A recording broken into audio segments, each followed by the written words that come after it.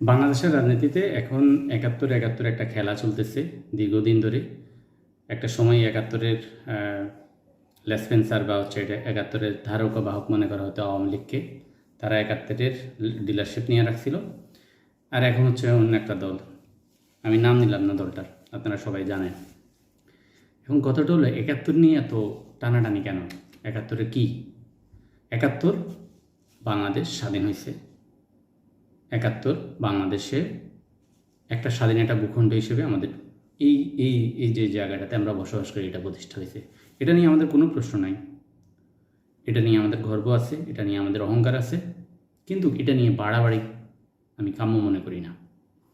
কারণ একাত্তরের সবচেয়ে বেশি ব্যবহার করছে আওয়ামী লীগ। আওয়ামী লীগ একাত্তর ব্যবহার করেই গত 15-16 বছর কী করছে এটা আমরা সবাই দেখছি।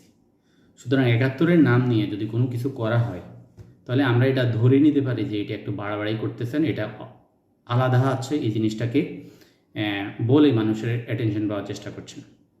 এখন প্রশ্নটা যেখানে আমি বলতে চাইছিলাম সেটা হচ্ছে, একাত্তর নিয়ে তো আমরা আলোচনা করি, কিন্তু কিছু রাজনৈতিক দল আছে যারা 47 নিয়েও কথা বলে, 47 ধরে কথা বলে, 47 বা 48, আমি বলবো 48 ধরে কথা বলে। 48-এ ভারত পাকিস্তান ভাগ হয়েছে। এখন যখন 48 নিয়ে কথা বলা হয় তখন ওদেরকে সহ্য করতে পারে না। 48 কেন বললেন?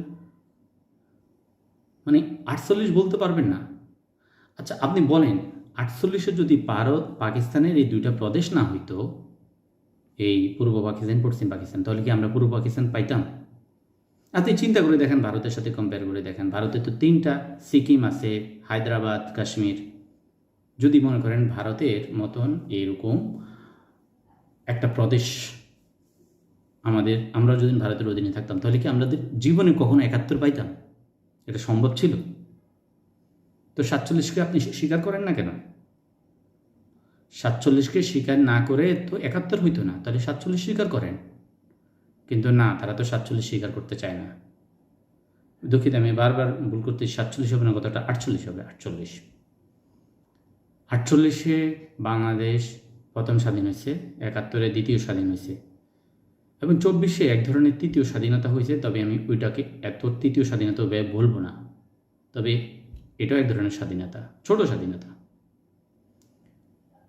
48-কে স্বীকার করতে হবে। যারা 48 স্বীকার করে না তাদের ভিতরে দুরভিসন্ধি আছে। 48, 71, 24 আমাদের অহংকার। 3টাকে আমরা ছোট হতে দেব না কোনোভাবেই।